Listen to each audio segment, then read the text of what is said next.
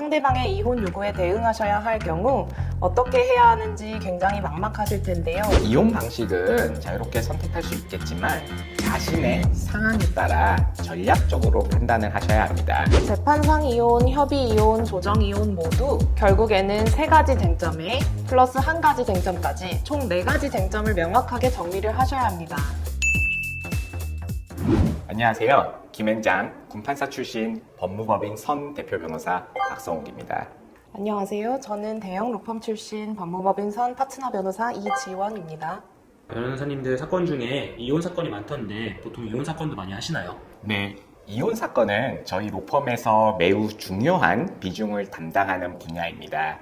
특히 기업을 운영하시는 분들의 이혼 사건에서는 재산 분할 과정의 기업 가치평가, 분할 방식에 대한 기업 법무적 검토가 필요한 부분이 많아 전문적인 기업 법무 경험이 있는 저희에게 이혼 사건 문의를 많이 해주시고 있고, 그 외에도 아름아름으로 저희가 이혼 사건에서 좋은 성과를 내고 있다는 입소문을 듣고 찾아주시는 경우가 많습니다. 이혼은 아무래도 좀 생소한데 이혼은 어떤 방식으로 진행하는 걸까요? 네, 이혼 사건은 대부분이 인생에서 처음 경험하시는 일이기 때문에 자기가 이혼을 해야 하는 일이 발생했을 때 생소함을 넘어 두려움을 가지시기도 합니다. 그래서 오늘 저희가 이혼의 방식, 절차, 쟁점과 그 세부적인 경험담을 공유하여 그래도 이혼 여부를 결정하시거나 이혼 사건에 임하실 때 생각하셔야 할 큰 그림을 그리시도록 도움드리도록 하겠습니다. 먼저 이혼을 하기로 마음을 먹으셨거나 상대방의 이혼 요구에 대응하셔야 할 경우 어떻게 해야 하는지 굉장히 막막하실 텐데요. 이혼이 어떤 방식으로 진행되는지를 먼저 알고 있으셔야 합니다. 우리나라 법상 법률혼이라고 하는 공식적인 혼인관계는 크게 재판상 이혼, 협의 이혼, 그리고 조정 이혼으로 해소될 수 있습니다. 먼저 재판상 이혼이라고 하면 가정법원에 소송을 제기하여 재판으로 이혼을 하는 방식을 의미합니다. 보통 상대방 배우자와 이혼에 대한 협의가 진행이 되지 않거나 상대방 배우자에게 알리지 않고 진행하시는 경우 주로 택하시는 방법입니다. 다음은 협의 이혼입니다. 협의 이혼은 상대방 배우자와 원만하게 협의하여 이혼 합의를 통해서 이혼을 하는 방식입니다. 재판상 이혼으로 갔을 때 많은 시간, 비용, 그리고 감정 소모가 있는 것을 고려하여 상대방 배우자와 원만하게 이혼을 하려고 하시는 경우 선택하는 방식입니다. 마지막으로 조정 이혼이 있는데요. 조정 이혼은 협의 이혼이나 재판상 이혼을 진행 중이거나 진행 중이 아니라고 하더라도 객관적인 제3자가 중심이 되어 냉정하게 이혼에 대한 의사조정을 하고 싶은 경우 택할 수 있는 방법입니다. 보통 재판상 이혼 도중에 재판부의 요구로 조정이 회부되기도 하지만 처음부터 일방 당사자가 법원에 조정 이혼을 신청하셔서 진행이 될 수도 있습니다. 그럼 세 가지 이혼 방식은 마음대로 선택할 수 있는 건가요?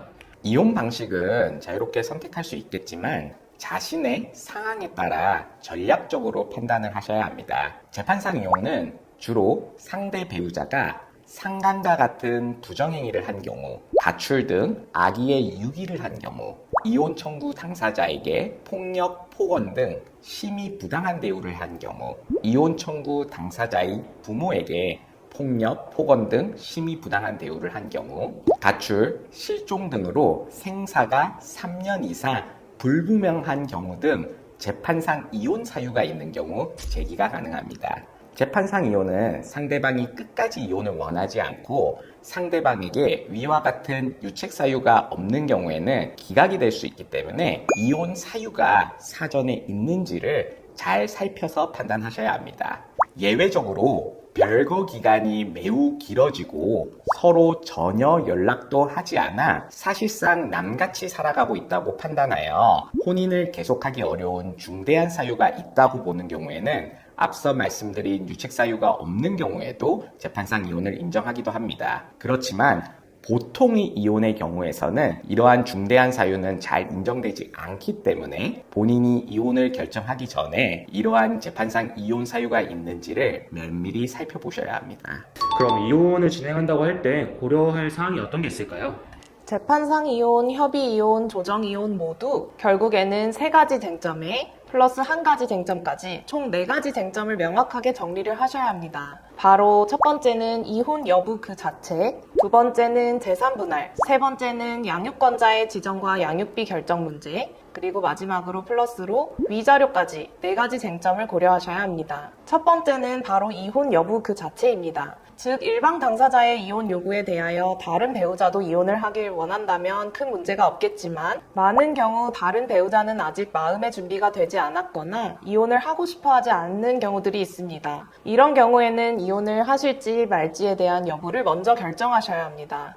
재판상 이혼을 제기하는 경우에는 내가 상대방에게 이혼을 요구할 유책 사유가 있는지를 검토하여 이혼이 인정될 것인지 여부를 먼저 객관적으로 판단하셔야 하고, 반대로 내가 재판상 이혼을 당한 경우, 이혼 소송을 당한 경우에는 내가 이혼을 희망하고 있지 않다면 나에게 이혼이 인정될 만한 유책 사유가 있었는지를 면밀히 살피시고 이혼이 기각될 수 있도록 하여야 합니다. 협의 이혼과 조정 이혼은 재판상 이혼과 달리 상대방에게 유책 사유가 있어야만 진행할 수 있는 것은 아닙니다. 그러나 협의 또는 조정 과정에서 만약 상대방이 끝까지 이혼의 협의 또는 조정을 거부할 경우 이혼을 강요할 수 없다는 문제가 있습니다. 그래서 상대방에게 유책 사유가 있는 경우에는 재판상 이혼을 통해 내가 원하는 이혼 조건을 제시하여 이혼을 강하게 요구하실 수 있겠지만, 만일 상대방에게 유책 사유가 없는 경우에는 재판상 이혼으로 이혼을 강제할 수 없는 상황을 고려해서 상대방이 원하는 이혼 조건을 일부 제시하시면서 상대방이 이혼을 수용할 수 있도록 유도하는 과정이 전략적으로 필요합니다. 다음은 재산 분할입니다. 즉, 부부가 한 가족으로서 같이 공동으로 보유하였던 재산을 나누는 가정이 필요합니다. 부부 공동재산이라고 하면 법 이론적으로는 고유재산, 특유재산을 구분하여 고유재산은 분할 대상 재산에 포함하지 않고 특유재산도 기여분이 인정되는 경우에 예외적으로 포함된다는 복잡한 법적 논의가 있긴 하지만 실무적으로는 대개 부부의 모든 재산을 포함하여 분할 여부를 논의합니다. 그러기에 이혼을 하기 전에 전체 분할 대상 재산이 얼마만큼이고 그 중에서 본인이 분할 받을 수 있는 재산이 어느 정도인지를 먼저 가늠하고 이혼을 진행하셔야 합니다.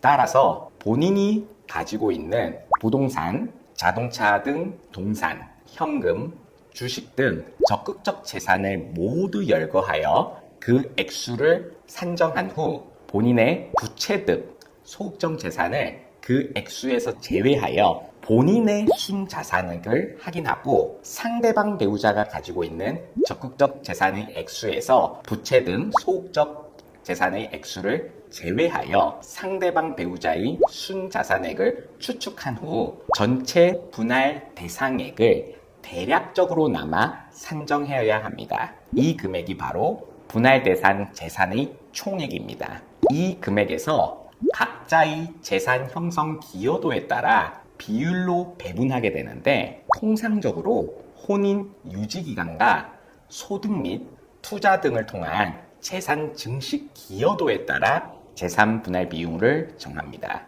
보통 소득이나 투자로 재산 증식 기여도가 큰 쪽에서 더 많은 재산을 분할받지만, 상대방 배우자도 가사 및 육아를 통해 다른 배우자가 소득 및 투자 활동에 기여한 것에 도움이 되었다고 인정되는 경우에는 평균적으로 혼인기간이 15년 이상이면 50%, 10년 이상이면 40에서 50%, 5년 이상이면 30에서 40%의 재산 분할 비율을 기대할 수 있습니다. 따라서 이혼을 진행하기 전에 반드시 부부 공동재산 형성에 자신이 소득 및 투자를 통해 어느 정도의 기여를 했는지, 그게 아니더라도 가사 및 육아 등을 통해 어느 정도 기여를 했는지, 총 혼인 유지 기간은 어느 정도인지 등을 꼼꼼히 분석하여 달라지는 재산 분할 비율을 검토하여야 합니다.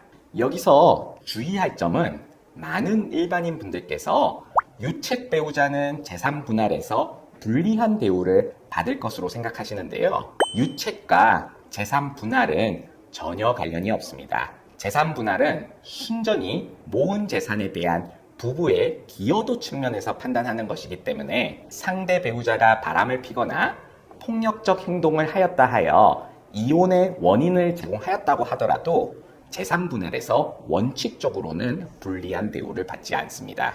그러나 이렇게만 조언하면 제대로 된 변호사가 아니겠죠. 배우자가 바람을 피거나 폭력적인 행동을 하는 경우 제대로 가정을 돌보거나 부부 공동재산의 형성과 유지에 기여하지 않았을 가능성도 높습니다. 그래서 저희는 이러한 유책 사유가 단순히 이혼 여부를 결정하는 것이 아니라 부부 공동재산의 형성과 기여에 오히려 방해가 되었다는 점을 강조하여 유책 사유가 있는 배우자가 재산 분할에 있어서도 불리한 판단을 받을 수 있도록 적극적으로 조력하기도 합니다. 네, 세 번째로 고려하셔야 할 점은 양육권자 지정과 양육비 결정 문제입니다. 양육권자 지정도 앞서 말씀드린 재산 분할과 같이 유책 사유가 있다는 점만으로 곧바로 그 사람이 양육권자로 지정받지 못하거나 하는 영향을 받지는 않습니다. 앞서 재산 분할에서 판단 기준이 재산의 형성과 유지에 대한 기여도였다면 양육권자 지정에 있어서의 판단 기준은 자녀의 복리에 있습니다. 따라서 아무리 바람을 핀 유책 배우자라고 하더라도 자녀들과의 관계가 매우 좋고 자녀들에게 좋은 성장 환경을 제공해 줄 수 있는 사람이라고 한다면 양육권자로 지정될 수도 있습니다.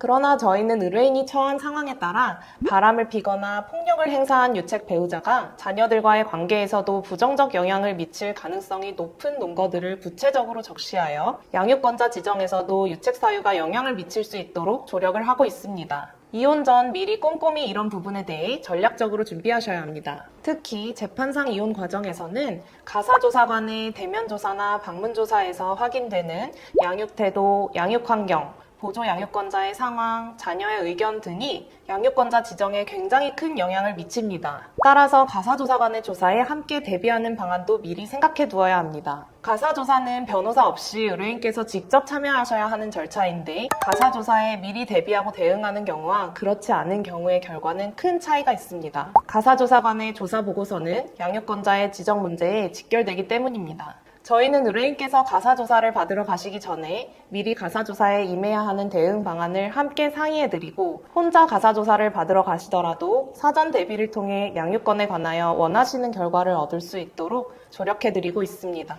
양육권자로 지정된 경우 상대 배우자로부터 자녀가 성인이 될 때까지 양육비를 지급받을 수 있는 권리가 있습니다. 그 양육비도 합리적으로 결정될 수 있도록 미리 고려하셔야 합니다. 통상적으로는 서울가정법원에서 발간한 양육비 기준표에 따라 양육비가 결정되는데요. 해당 기준표를 보시면 부모의 소득 합산액을 기준으로 우선 총 양육비가 결정되고요. 비양육자는 총 양육비 중에서 부모 소득 합산액 중 자신의 소득이 차지하는 비율만큼의 양육비를 양육권자에게 지급하게 됩니다. 따라서 양육권자 지정과 더불어 상대방의 소득, 그리고 자산에 대한 정확한 파악을 통해 향후 자녀가 성년이 될 때까지 받을 양육비도 충분히 확보하실 수 있도록 철저히 준비하셔야 합니다.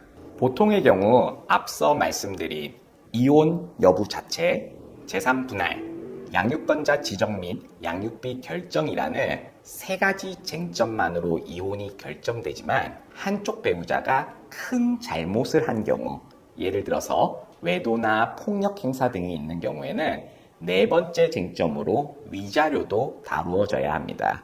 즉, 혼인기간 중에 있었던 유책 배우자의 외도나 폭력 등 불법 행위로 인한 손해를 다른 배우자에게 배상하는 방식으로 정리를 하는 것입니다. 보통 재판상 이혼을 통해 강제로 이혼이 결정되는 경우에는 위자료에 대한 쟁점도 중요하게 다뤄집니다. 그러나 협의 이혼이나 조정 이혼으로 진행을 하는 경우에는 정말 피해를 본 배우자가 상징적으로나마 위자료를 받았다는 것을 기록에 남기기 위하여 예외적으로 위자료에 대한 합의, 조정을 하기도 하지만 보통은 위자료를 따로 결정하지 않고 재산 분할을 할 때 피해를 본 배우자에게 조금 더 유리하게 재산을 분할해주는 방식으로 협의해서 진행합니다. 그것이 실제로도 피해를 본 배우자에게 더 이익을 줄 수 있고 유책 배우자에게는 위자료를 줄 만큼의 잘못으로 이혼한다는 멍해를 남기지 않을 수 있기 때문에 서로의 이익에 부합합니다. 오늘 이혼에 대해서 정말 잘 정리해 주셨는데 현재 이혼을 고민하고 있는 분들께 한마디 부탁드릴게요.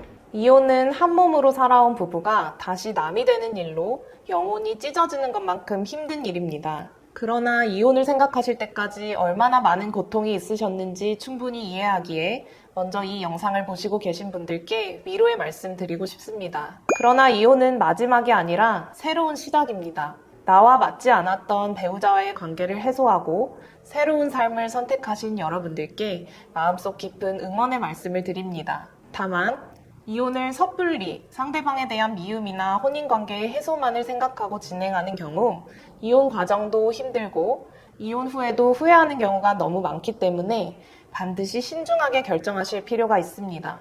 오늘 저희가 말씀드린 3가지 재판상 이혼, 조정 이혼, 협의 이혼 중 본인에게 맞는 방식과 미리 고려하여야 할 이혼 여부 자체, 재산 분할, 양육권자 지정 및 양육비 결정, 위자료 등의 고려사항을 충분히 생각하시고 이혼 경험이 많은 변호사님들과 상의하셔서 후회가 남지 않는 새로운 시작을 준비하시기를 권해드립니다. 감사합니다.